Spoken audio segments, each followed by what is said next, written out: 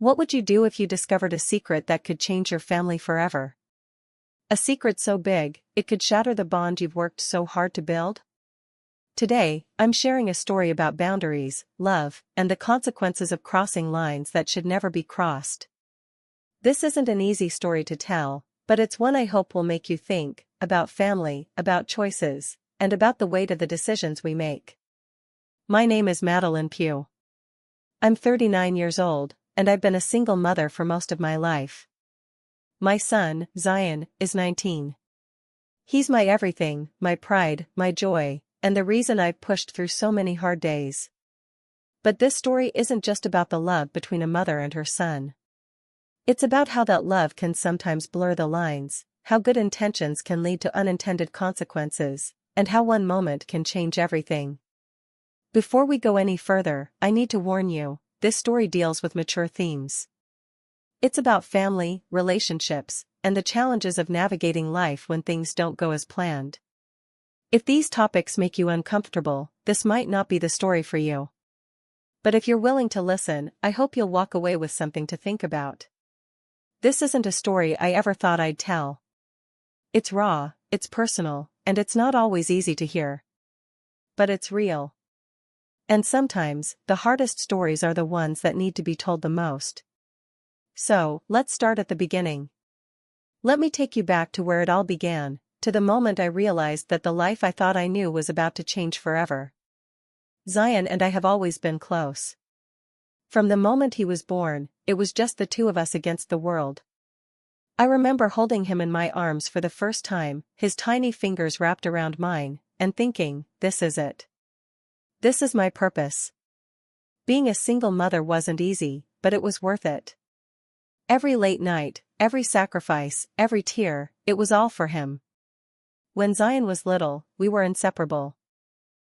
He was my shadow, following me around the house, asking a million questions, and always wanting to help. I'd let him cook with me in the kitchen, even though it usually meant a bigger mess to clean up. He'd sit on the counter, giggling as I pretended to be a chef on a cooking show. Those moments were my favorite. As he grew older, our bond only deepened.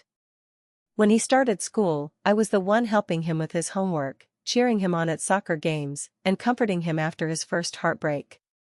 I'll never forget the day he came home crying because a girl in his class said she didn't like him back.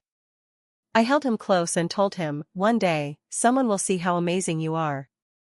And until then, you've always got me. But life wasn't always easy. Being a single mother meant I had to juggle a lot, work, bills, parenting, all on my own. There were nights I'd lie awake, wondering if I was doing enough. If I was enough. The loneliness was hard. I'd watch other couples holding hands or laughing together, and I'd feel that ache in my chest. I told myself it didn't matter, that Zion was all I needed. And most of the time, that was true. Zion, though, he was my rock. Even as a teenager, he had this way of knowing when I was struggling. He'd come into the kitchen, wrap his arms around me, and say, "You're doing great, Mom." Those words kept me going on the hardest days. But as Zion got older, things started to change. He wasn't my little boy anymore. He was becoming a man, and with that came a new set of challenges. He started pulling away, spending more time in his room, less time talking to me. I told myself it was normal, teenagers need their space, right?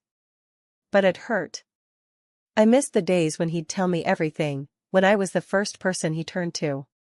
There were moments, though, when I'd catch a glimpse of the boy he used to be. Like the time he surprised me with breakfast in bed on Mother's Day. He burned the toast and spilled orange juice on the floor, but it was the sweetest gesture. Or the night we stayed up late watching old movies, laughing until our sides hurt. Those moments reminded me that no matter how much he changed, our bond was still there. Still, I couldn't shake the feeling that something was off. Zion seemed different. Distant.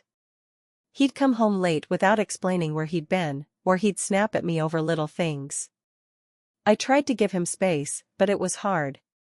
I wanted to know what was going on in his head, but every time I asked, he'd shut me out. And then there was me. I didn't realize it at the time, but I was struggling too. The loneliness I'd pushed aside for so long was starting to creep back in. I'd find myself scrolling through social media, looking at pictures of happy families and wondering why my life didn't look like that. I felt stuck. Like I was just going through the motions, waiting for something to change. Looking back, I can see the signs, the little cracks in our relationship that I didn't notice at the time. The way Zion would avoid eye contact when I asked him about his day. The way I'd linger in his doorway, hoping he'd open up to me. The way we both seemed to be drifting, not just from each other, but from ourselves. But in those moments, I didn't see it. All I saw was my son, my kind, funny, smart son, and the life we'd built together. I told myself we'd get through this phase, just like we'd gotten through everything else. What I didn't know was that we were standing on the edge of something much bigger. Something that would test us in ways I never could have imagined. It started with a knock on his door. A moment I'll never forget. But that's a story for the next part. It was a Tuesday evening. I remember because Tuesdays were always quiet. Zion had been in his room most of the day, which wasn't unusual. He'd been spending more and more time alone lately, and I'd been trying to give him space. But that night, something felt off. I was in the kitchen, cleaning up after dinner, when I realized I hadn't heard a peep from him in hours. No music, no video games, nothing. I told myself he was probably just studying or watching something on his laptop, but a part of me couldn't shake the worry. I decided to check on him. Just a quick peek, I thought. Make sure he was okay. I walked down the hallway, the floor creaking under my feet, and stopped outside his door. I raised my hand to knock, but then I hesitated. What if he was asleep? What if he was in the middle of something? Before I could decide, I heard a noise. A soft, muffled sound that made my stomach twist. I don't know what came over me, but I pushed the door open, just a crack, and that's when I saw it. Zion was sitting on his bed, his back to the door, and he didn't hear me come in. My eyes landed on him, and for a split second, I froze. Then it hit me, what I was seeing, what I was intruding on, and I felt like the air had been sucked out of the room. I stepped back, my heart pounding, and closed the door as quietly as I could. I stood there in the hallway, my hand pressed to my chest, trying to catch my breath. My mind was racing. What had I just walked in on? What did it mean? And why couldn't I shake the image from my head? I went back to the kitchen, my hands trembling as I tried to finish cleaning up. But I couldn't focus. My thoughts were a jumbled mess. I felt embarrassed, confused, and guilty. Guilty for invading his privacy, guilty for not knocking, guilty for not knowing how to handle what I'd just seen. That night, I barely slept. I kept replaying the moment in my head, over and over, like a scene from a movie I couldn't pause. I told myself it was normal, he was a teenager, after all. But it didn't feel normal. It felt complicated. The next morning, I woke up with a knot in my stomach. I knew I had to talk to him. I couldn't just pretend it hadn't happened. But how do you even start a conversation like that? Hey, Zion, about last night, no. That wouldn't work. I waited until after breakfast, when he was sitting on the couch, scrolling through his phone. I sat down next to him, my hands clasped tightly in my lap. Zion, I said, my voice softer than I intended. Can we talk? He looked up, his brow furrowed. About what? I took a deep breath. About last night. I didn't mean to walk in on you like that. I should have knocked, and I'm sorry. For a moment, he just stared at me, his face unreadable. Then he looked away, his cheeks turning red. It's fine, he muttered. But it wasn't fine. I could see it in his eyes, the embarrassment, the discomfort. And I could feel it in the air between us, this tension that hadn't been there before. Zion, I said gently, I know this is awkward, but I need to know if you're okay. You've been so distant lately, and I'm worried about you. He didn't say anything at first. He just sat there, staring at his hands, like he was trying to figure out what to say. Finally, he sighed.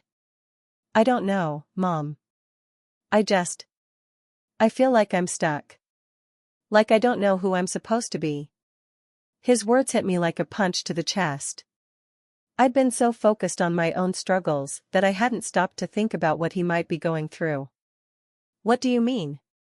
I asked, trying to keep my voice steady. He shrugged. I don't know. Everyone expects so much from me: school, work, friends. It's like, no matter what I do, it's never enough. And sometimes I just feel alone. I reached out, placing a hand on his shoulder. Zion, you're not alone. You've got me. Always. He looked at me then, his eyes searching mine, and for the first time in weeks, I felt like I was really seeing him. Not the teenager who'd been pulling away, but the boy who used to tell me everything. I know, he said quietly. But it's not the same. I didn't know what to say to that. I wanted to fix it, to make everything okay, but I didn't know how. So I just sat there, holding his hand, wishing I could take away all the pressure he was feeling. That conversation stayed with me for days. I couldn't stop thinking about what he'd said, about feeling stuck, about not knowing who he was. It made me realize how much he was struggling, and how much I'd missed. But it also made me realize something else. Something I hadn't wanted to admit. I was struggling too. And maybe, just maybe, we were both looking for something we couldn't find on our own. Little did I know, that conversation was just the beginning. The calm before the storm. Because what came next, well, that's when everything changed. After that conversation, something shifted between Zion and me. It was subtle at first, like the first few drops of rain before a storm. We started spending more time together, just the two of us. It felt like old times, but different. Deeper. We'd always shared little rituals, movie nights, cooking together, long drives with the windows down. But now, those moments took on a new weight. We'd sit on the couch, a bowl of popcorn between us, and instead of laughing at the screen, we'd end up talking for hours. About life, about dreams, about the things that kept us up at night. Zion opened up to me in ways he hadn't in years. He told me about the pressure he felt at school, the friends he'd drifted away from, the dreams he was too scared to chase. And I listened. Really listened. It felt good to be needed again, to feel like I was still his safe place. But as the days turned into weeks, I started to notice something. The lines between us, the ones that had always been so clear, were starting to blur. It started with the little things. Like the way he'd hug me a little longer than usual, or the way he'd look at me when I wasn't paying attention. At first, I told myself it was nothing. He was just growing up, becoming more affectionate. But then there were the conversations. We'd talk about everything, his fears, my regrets, the mistakes we'd both made. And sometimes, those conversations would veer into territory that felt uncomfortable.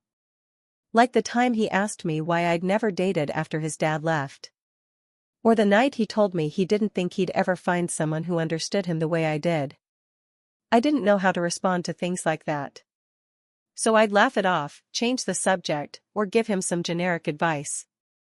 But deep down, I could feel the tension building. Like a rubber band being stretched too far, just waiting to snap. And then there were the moments I couldn't explain. Like the time we were cooking dinner together, and he reached over to wipe a smudge of sauce off my cheek.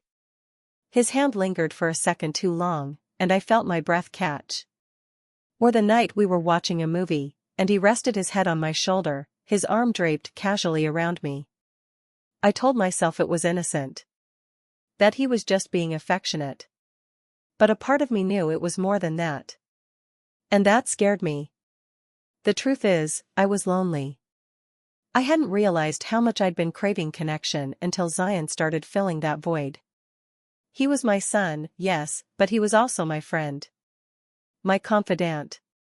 And in those moments, it was easy to forget the boundaries that should have been there. But the more we leaned on each other, the more complicated things became. I started relying on him in ways I shouldn't have. When I had a bad day at work, he was the one I turned to for comfort. When I felt lost or unsure, he was the one who made me feel grounded. And Zion, he started to see me differently too. I could see it in the way he looked at me, the way he'd go out of his way to make me smile. It was like he was trying to take care of me, the way I'd always taken care of him. At first, it felt sweet. Endearing, even. But then it started to feel strange.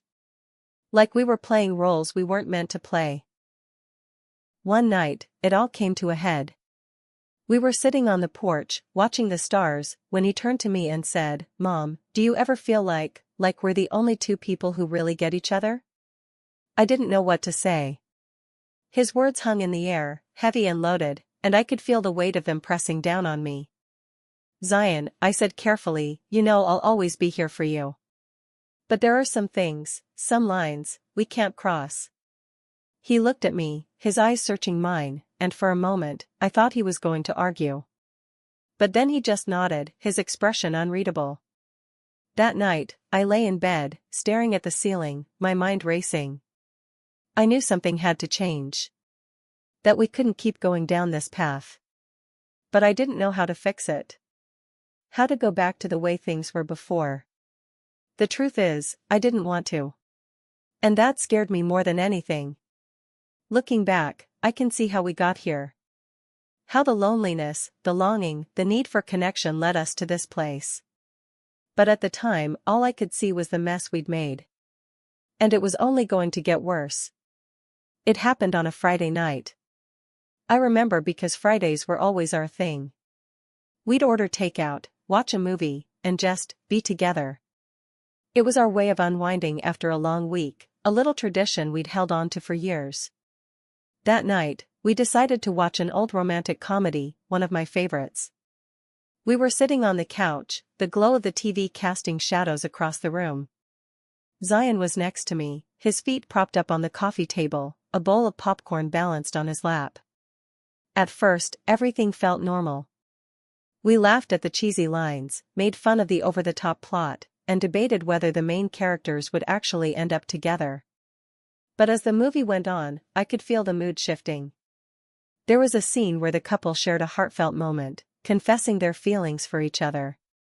I don't know why, but it hit me harder than I expected.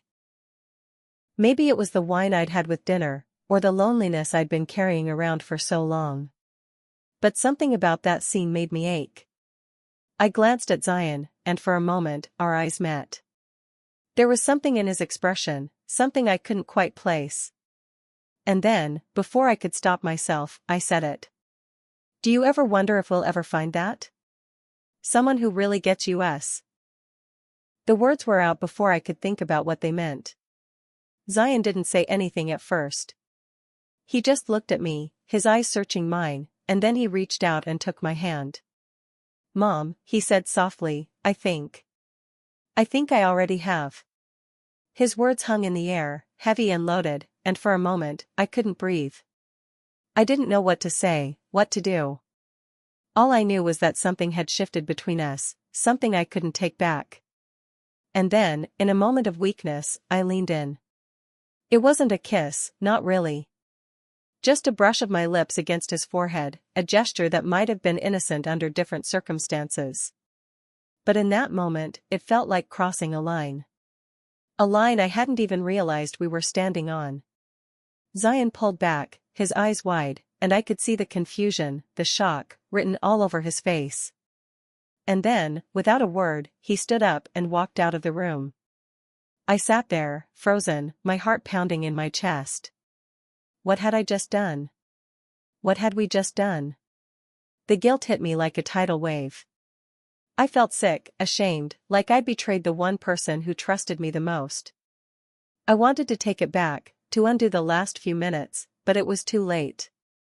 The damage was done. I spent the rest of the night pacing the house, my mind racing. I thought about going to Zion's room, about trying to explain, to apologize.